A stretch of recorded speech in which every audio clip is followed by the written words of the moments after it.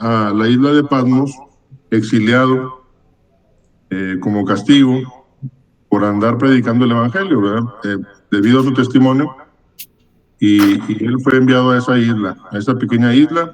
Es algo así como las Islas Marías de aquí de México, como la usaban en forma de cárcel, de presidio.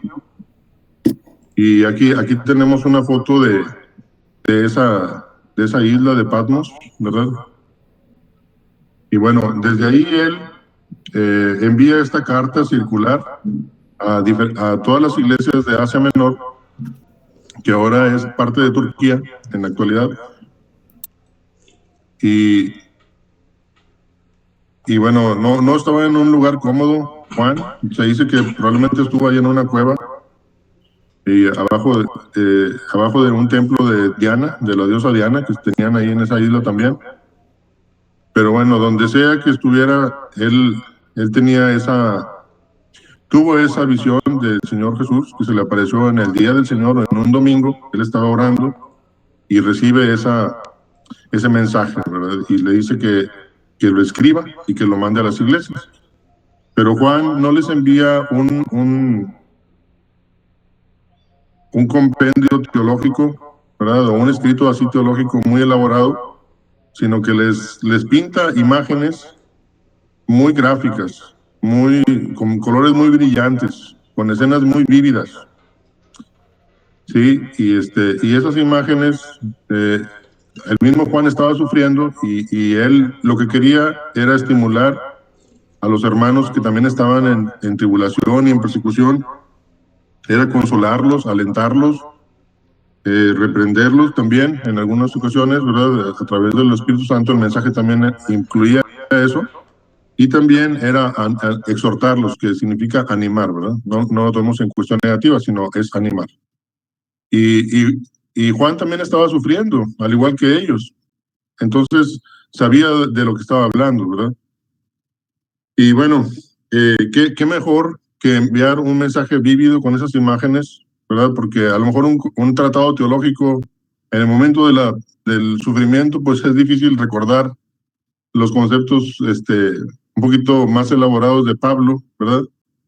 Pero, pero en esta manera, con estas formas de escritura, tomando en cuenta la apocalíptica judía, que eran muy símbolos, ¿verdad? Muy conocidos para los judíos de aquel entonces, fácilmente recordarían, por ejemplo, un cordero inmolado y que estaba sentado sobre un trono, ¿verdad? Haciendo alusión a Jesucristo que fue sacrificado y eh, fue exaltado hasta lo sumo, ¿verdad?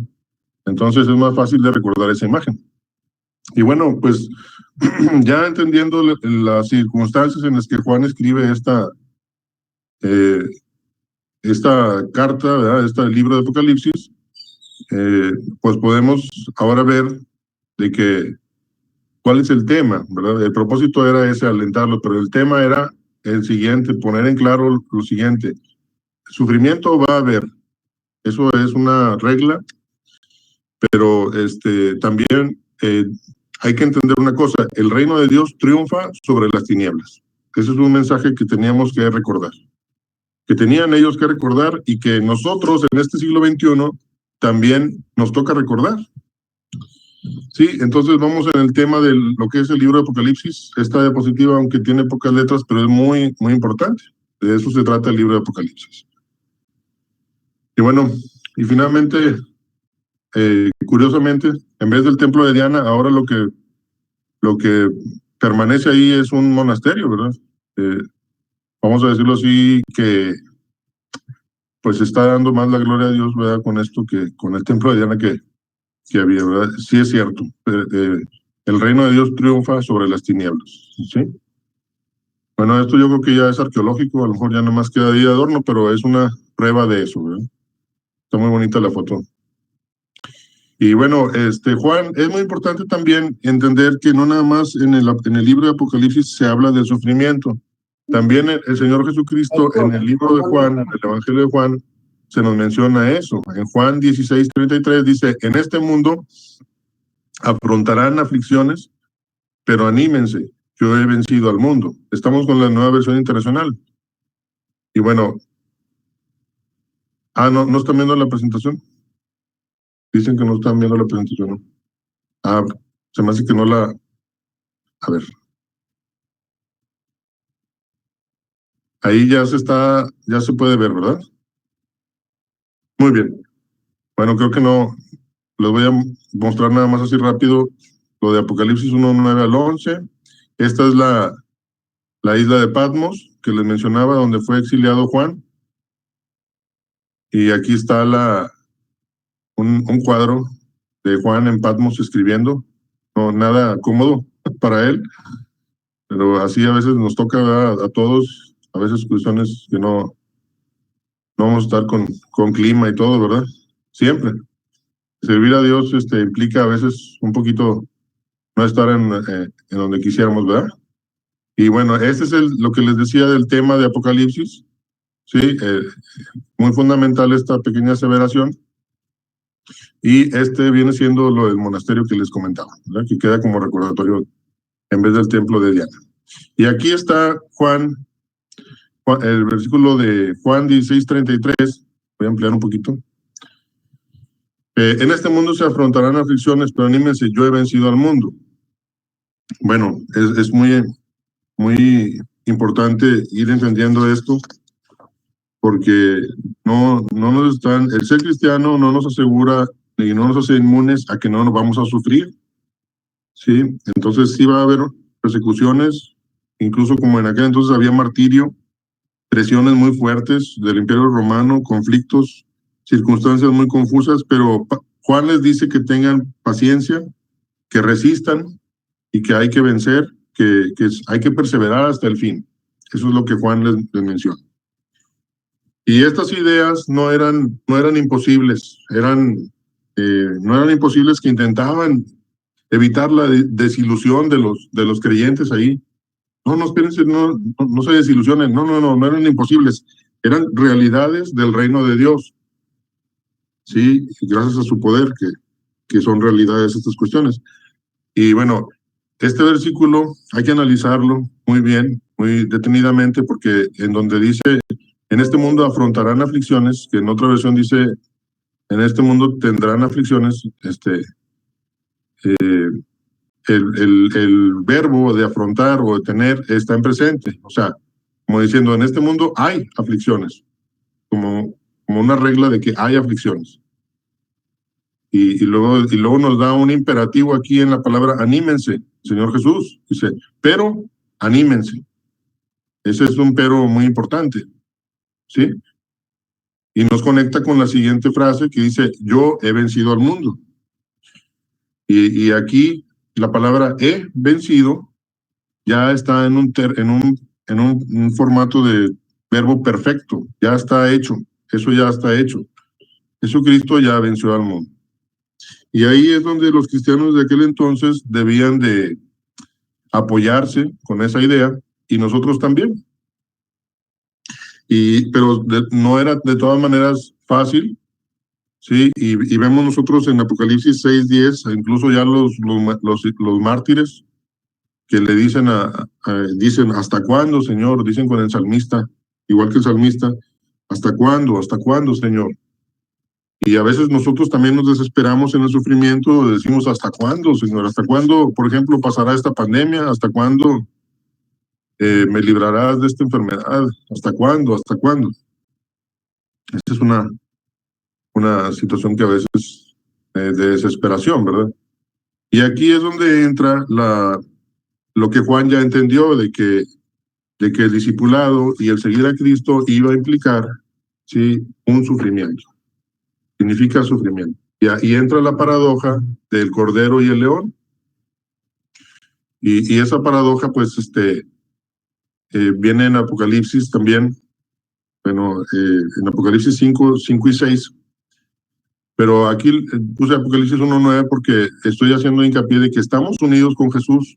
Entonces, esa paradoja también aplica a la experiencia cristiana. Si el Señor Jesucristo vino en la primera venida como un cordero a ser inmolado y degollado para sacrificio de los pecados, bueno, en el caso de él crucificado, ¿verdad?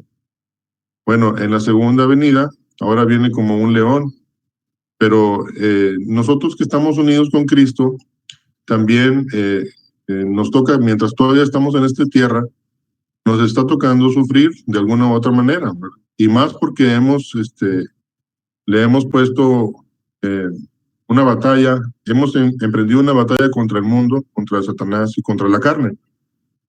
Pero va a llegar un momento en que estemos con el Señor, ¿verdad? Y ya después cuando partamos o Él venga, en donde también estaremos completamente perfeccionados y seremos eh, en esta posición de un león, ¿verdad? ¿Cómo es un león? Un león no tiene miedo de nada. Un león es el máximo animal de la selva, es fuerte, y bueno, tiene muchas características, ¿verdad? Vamos a leer Apocalipsis 5, 5 y 6. Te invito a que abran su Biblia. Esta sí vamos a ponerla de aquí. Dice de la siguiente manera: y uno de los ancianos me dijo, no llores, he aquí que el león de la tribu de Judá, la raíz de David, ha vencido para abrir el libro y desatar sus 7 sellos. Y miré y vi en medio del trono y de los 4 seres vivientes y en medio de los ancianos estaba en pie un cordero como inmolado, que tenía 7 cuernos y 7 ojos, los cuales son los 7 espíritus de Dios, enviados por toda la tierra. Entonces, fíjense cómo un anciano le dice a Juan, le dice, no llores, he aquí el cordero, perdón, he aquí el león de la tribu de Judá.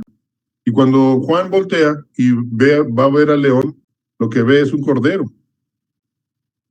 Y esta es la cuestión de que Jesucristo es el cordero y es el león también. Entonces, por eso sucede esa situación en este pasaje. Y bueno, ya explicamos que en relación a nosotros también vivimos en esa paradoja. Somos débiles como el cordero, somos sujetos a sufrimiento, pero también en Cristo, si nos basamos en su victoria, somos fuertes y eso nos anima también. Así aplica esta paradoja también para nosotros.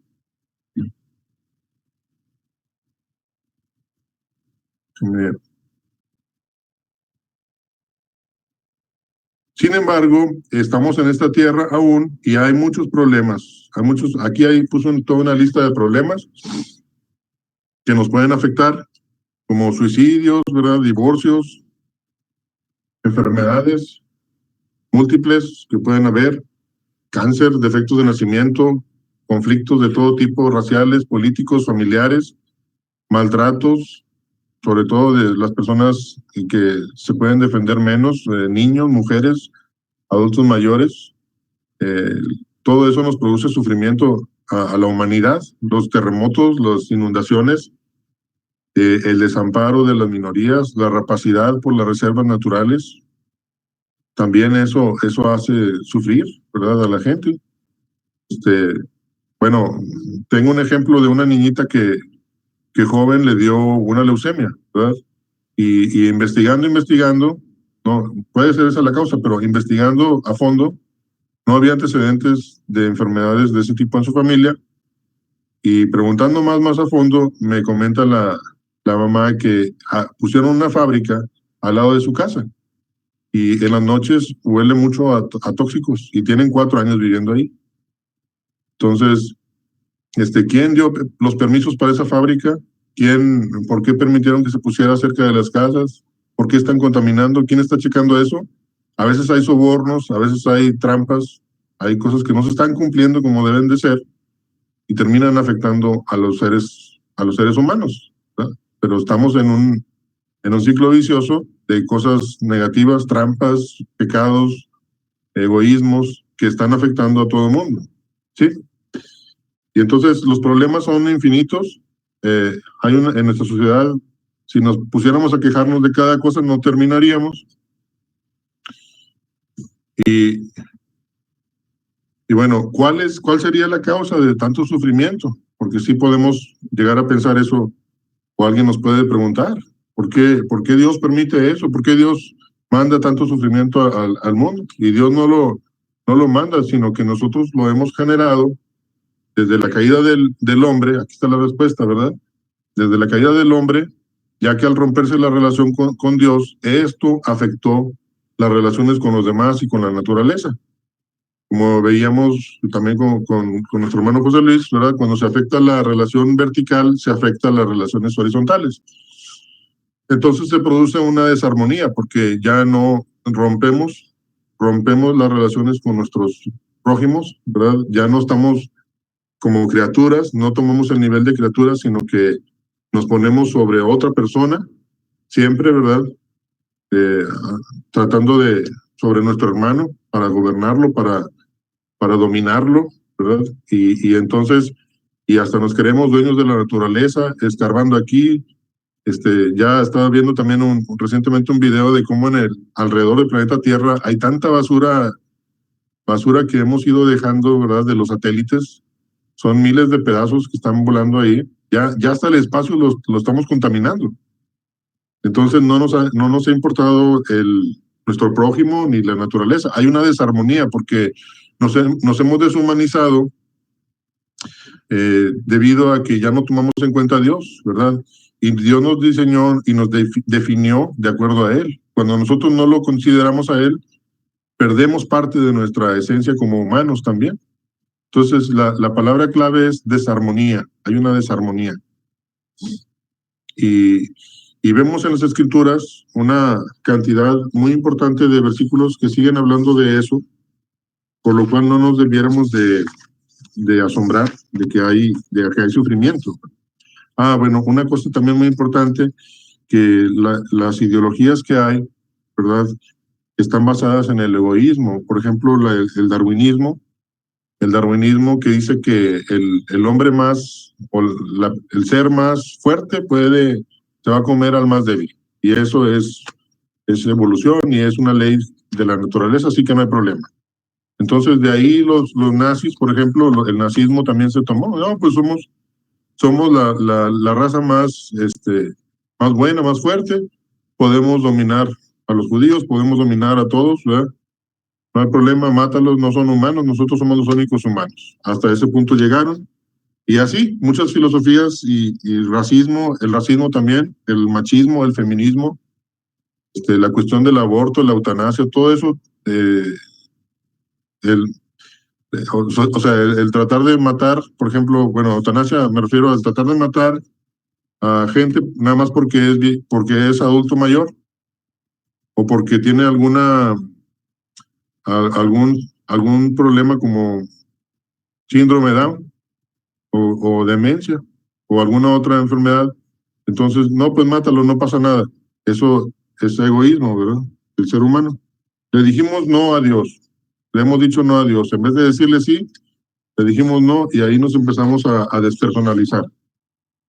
Y bueno, el cristiano, nosotros ya sí creemos, nos hemos arrepentido, creemos en la palabra, la oímos y no quisiéramos, nosotros deseáramos vivir como Dios nos manda y nos va perfeccionando Dios y todo, pero no por eso dejamos de sufrir. Al contrario, o sea, como les decía ahorita, hemos emprendido una batalla contra el mundo, ¿sí? A ver aquí cuánto tiempo llevo. Es que no sé. Ok, vamos bien. Entonces, hay cosas que aunque somos cristianos, van a permanecer igual y eso hace que también suframos nosotros. ¿Cuáles son esas cosas? Por ejemplo, no somos quitados de este planeta cuando nos convertimos a Cristo. No somos quitados, ¿verdad? Y otra cosa es, seguimos siendo pecadores, aunque ya arrepentidos, ¿verdad? Y perdonados. Y luego, no somos perfeccionados inmediatamente, también eso tiene que ver. Vivimos en una era antigua, aunque somos herederos de una nueva era, pero vivimos en la era antigua. Y bueno, pero una cosa sí es muy importante. Nosotros no vivimos por lo que sentimos o por lo que vemos, vivimos por fe. Eso sí es bastante relevante y quisiera leerlo aquí en los versículos que tengo de este estudio, ¿verdad? Colosenses 3:3, versión nueva, versión internacional. Una parte dice, su vida o sea, la vida de ustedes, de los cristianos, está escondida con Cristo en Dios. Entonces, eso significa que hay cosas que no alcanzamos a ver, pero sabemos que Cristo, ¿verdad? Las tenemos junto con Cristo. Dentro de ellas es la fortaleza y el cuidado que Él nos está dando dentro de estos sufrimientos, ¿verdad? Porque Él está en control de eso. Y luego continúa con el otro versículo de primera de Juan 3:2, dice, ahora, y ahora, este es otro escritor, ¿verdad? Porque el otro era Pablo, este es Juan, dice, ahora somos hijos de Dios, pero todavía no se ha manifestado lo que habremos de ser. Sabemos, sin embargo, que cuando Cristo venga, seremos semejantes a Él, porque lo veremos tal como Él es. Entonces, vivimos por fe, seguimos todavía no somos semejantes completamente a Él, ¿verdad? Pero allá sí lo seremos. Y luego sigue en otro versículo en Colosenses 1:24, dice, ahora me alegro en medio de mis sufrimientos por ustedes, dice Pablo, y voy completando en mí mismo lo que falta de las aflicciones de Cristo en favor de su cuerpo, que es la iglesia. Cristo seguiría sufriendo a través, en un sentido figurado, a través de su cuerpo, que es la iglesia, ¿verdad? De este mundo. Y luego sigue el versículo de 2 Corintios 1:5, que dice, pues así como participamos abundantemente en los sufrimientos de Cristo, así también por medio de Él tenemos abundante consuelo. Y luego sigue Pedro diciendo en estos versículos, dice, al contrario, alégrense de tener parte en los sufrimientos de Cristo, para que también sea inmensa su alegría cuando se revele la gloria de Cristo. Pero si alguien sufre por ser cristiano, que no se avergüence, sino que alabe a Dios por llevar el nombre de Cristo. Y así seguimos viendo los versículos, ¿verdad? Que el sufrimiento es la marca verdadera de la condición de ser hijos. Dice los versículos siguientes, Romanos 5:3-5. Dice, y ustedes no recibieron un espíritu que de nuevo los esclavice al miedo, sino el espíritu que los adopta como hijos y les permite clamar, Abba, Padre. El espíritu mismo le asegura a nuestro espíritu que somos hijos de Dios. Y si somos hijos, somos herederos, herederos de Dios y coherederos con Cristo. Pues si ahora sufrimos con Él, también tendremos parte con Él en su gloria. De hecho, considero que en nada se comparan los sufrimientos actuales con la gloria que habrá de revelarse en nosotros. Bueno, estos son una serie de versículos. Me faltó leer, perdón, Romanos 5:3-5, que es muy importante, lo voy a leer. Dice, y no solo eso, no solo en esto, sino también en nuestros sufrimientos, porque sabemos que el sufrimiento produce perseverancia. La perseverancia, entereza de carácter, la entereza de carácter, esperanza, y esta esperanza no nos defrauda, porque Dios ha derramado su amor en nuestro corazón por el Espíritu Santo que nos ha dado. Bueno, entonces la enseñanza es constante. Ya desde Isaías se muestra al siervo sufriente, el Mesías mismo iba a sufrir, el Mesías mismo. Y en los evangelios también hay ese énfasis, en las cartas de Pablo y de Pedro también hay ese énfasis, en Juan, en las cartas de Juan, en Apocalipsis también, en Santiago también, dice que la prueba de vuestra fe produce paciencia. Debemos de regocijarnos, ¿verdad? Cuando tengamos esas pruebas. Entonces, es una norma, es algo natural que va a pasar con los cristianos. Vamos a seguir teniendo sufrimiento. Entonces, ya para terminar, hermanos, vamos a una verdad, ¿verdad? Ya terminamos con esta primera dimensión de la vida del cristiano, que es, en este mundo afrontarán aflicciones. Esa es la primera dimensión. Y sí lo hemos visto, afrontamos aflicciones de todo tipo. Ahora pasamos a la segunda dimensión de la vida del cristiano, que es, dice, pero anímense, yo he vencido al mundo. Esta también es una realidad. Y bueno, la conclusión del estudio es de que bueno, hay una situación también antes de concluir. Eh, Podemos decir aquí nosotros, de acuerdo a este versículo, que Cristo venció al mundo, ¿sí? Nosotros estamos convencidos de eso y nos queda muy claro, pero hay personas escépticas que pueden decir, ¿y cuál fue la victoria? Si Cristo fue abandonado en el último momento y lo mataron, y luego sus seguidores se esparcieron por todas partes, y después, cuando más adelante que predicaban y todo, que se vieron fuertes, a veces les escaseaba la, el amor, ¿verdad? O la misericordia. Y es más, ¿y cuál iglesia santa y cuál iglesia universal? Si la iglesia ni es santa ni es universal, y bla, bla, bla, bla, bla. Muchas objeciones pueden haber de parte de los escépticos.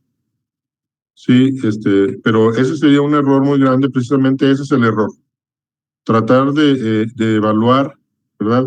La victoria de Cristo de acuerdo a los errores, de acuerdo a los errores o situaciones defectuosas de los seguidores, ¿verdad?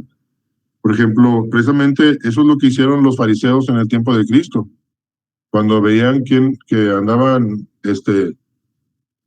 recaudadores de impuestos con él, y pescadores, y gente del vulgo, oye, pues, hombre, este no es el Mesías, pensaban los fariseos, y criticaban, ¿verdad? Pero porque se fijaban en lo que no se deben de fijar, ¿verdad? No por eso es de que nosotros no debamos de cuidar nuestro testimonio y cuidar, tratar en lo posible y que Dios nos ayude, ¿verdad? A buscar una vida de santidad delante de Él. Sí, es lo indicado. Pero siempre va a haber errores y fallas porque somos humanos. Entonces, el escéptico puede no ver la victoria de Cristo, pero nosotros sí la vemos porque, eh, por ejemplo, hay situaciones muy evidentes en las que Él triunfó, ¿verdad? Primero que nada, que murió y resucitó, eso es la victoria principal, pero también tuvo victoria sobre las tentaciones de Satanás, sobre los demonios, sobre las fuerzas de la naturaleza.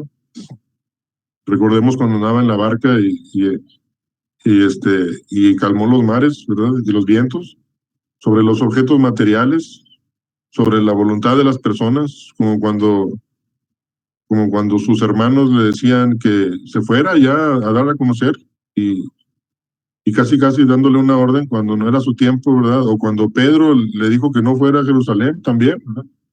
Y era la voluntad de los hombres. Él venció sobre eso, sobre la enfermedad, es muy claro los milagros que hizo, sobre la muerte, sobre el pecado, sobre la rebelión del género humano.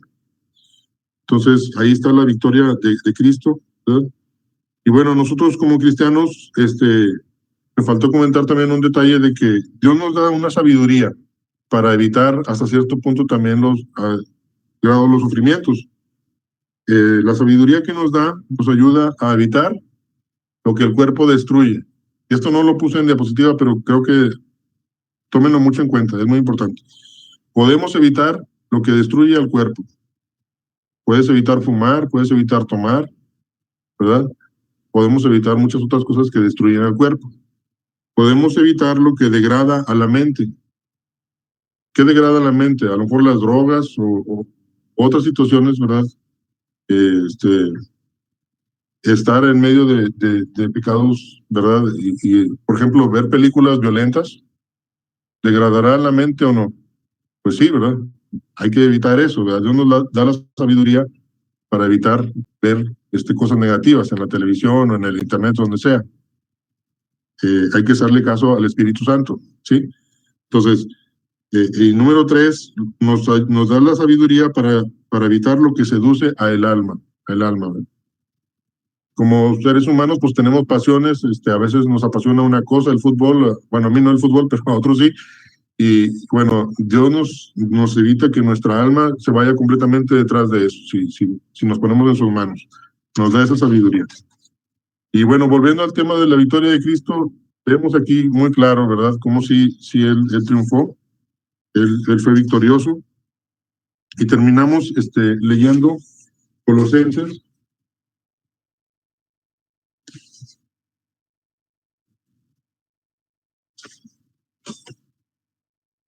Dice Colosenses 1:19 al 20, porque a Dios le agradó habitar en él con toda su plenitud, y por medio de él reconciliar consigo todas las cosas, tanto las que están en la tierra como las que están en el cielo, haciendo la paz mediante la sangre que derramó en la cruz.